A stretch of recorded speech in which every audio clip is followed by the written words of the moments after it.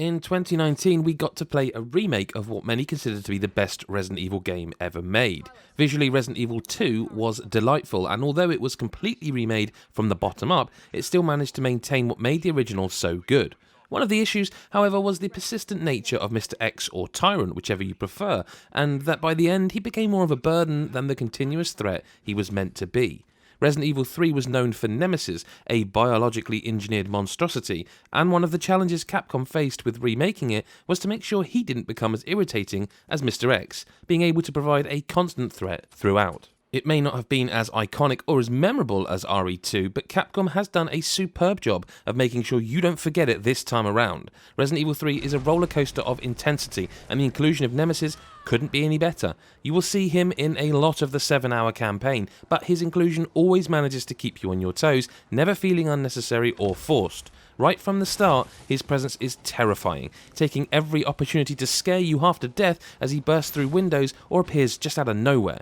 A lot of your encounters come in the form of cutscenes, but there will be a handful of occasions where you'll have to step up to the plate and face him. As your journey through Raccoon City gathers pace, Nemesis continues to mutate. He's a very different creature in the beginning than the one you faced towards the end, and with his changes come new ways to take him out. He also has different weapons and attacks as he becomes more hideous, so there's always a new version of him to understand and escape from.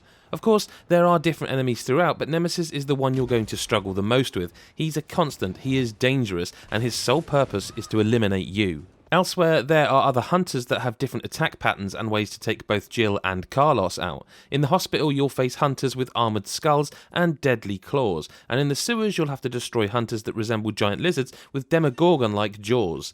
There are bugs, failed Nemesis program cast-offs, dogs, and the old faithful zombie. Resident Evil 3 wants to push you to the edge of survival, but at least it gives you a fighting chance. Surviving the horrors can be difficult, and managing your inventory brings back memories of whether to hold on to that high-end item or drop it for a green herb. This is always a factor, and making the wrong decision can be costly. You'll find a few pouches that allow you to carry more, but with vital objects like keys, ID cards, and vaccines, knowing what to let go of can be a matter of life or death. Quite literally. Almost every typewriter, or save point, is located next to a safe box, so you can store things in there, but when you're faced with an immediate threat and you're needing to substitute ammo for herbs, everything relies on that one important decision. Resident Evil 3 supplies you with a decent selection of weapons, and each one has its perks against specific enemies.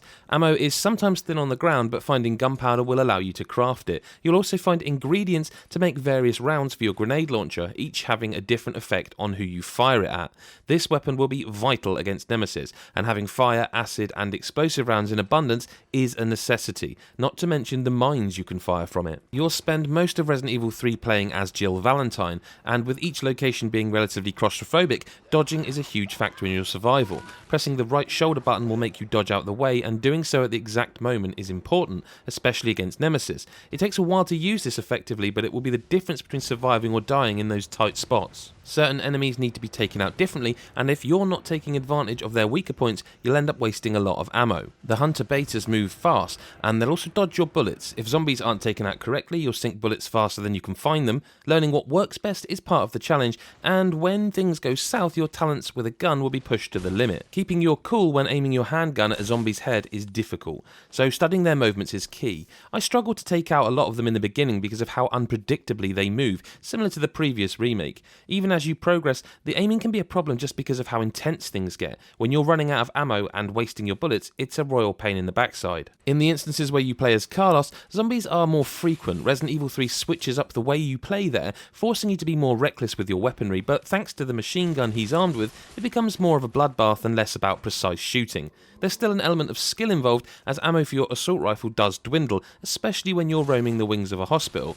While he's not as likeable as Jill, he's still a great character, even if his hairstyle is just terrible. The level of detail in every corner of Raccoon City is remarkable. It looks much better than Resident Evil 2, and that was a gorgeous looking game in itself. The way the fire illuminates the horror of the infested streets of Raccoon City, with neon signs still lighting the darkened corners of the boulevard. There are plenty other breathtaking visuals on offer that we won't spoil here, but the lighting, the character animations, and realism of the cutscenes do Resident Evil 3 a huge service, and the opening to the game includes an FMV sequence that just sets the game game up perfectly. Nicole Tompkins does a fantastic job as the voice behind Jill Valentine, making you warm to her instantly. Obviously, the originals were tongue-in-cheek as far as the acting goes, but with the remakes, Capcom has made sure the calibre of acting provides a believable and emotive approach as opposed to being hammy and forced. There's also some fantastic audio cues and effects, from the groans of zombies to the pulsating boils and grotesque mutations. Resident Evil 3 provides a chilling and tense experience from start to finish. Resident Evil 3 is fantastic. Nemesis never becomes frustrating,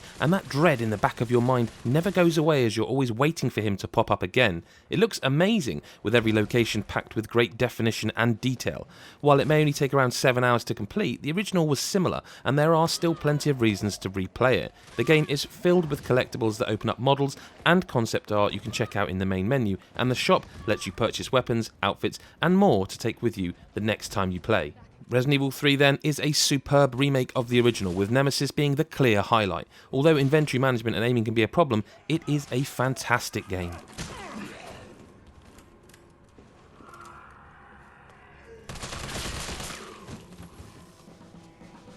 Hi there, Adam from GodIsAGeek.com. Thank you so much for watching and listening to our Resident Evil 3 review by Chris White. We hope you enjoyed that. Lots of good stuff on our channel. If you look around, maybe you'd like to subscribe and hit the bell button so you never miss a video. Hey, give us a thumbs up and tell us which Resident Evil game is your favourite. There's quite a lot to choose from now. If you'd like to follow us on Twitter at GodIsAGeek, we'd appreciate that as well. Thanks very much. We'll see you in the next one. Bye for now.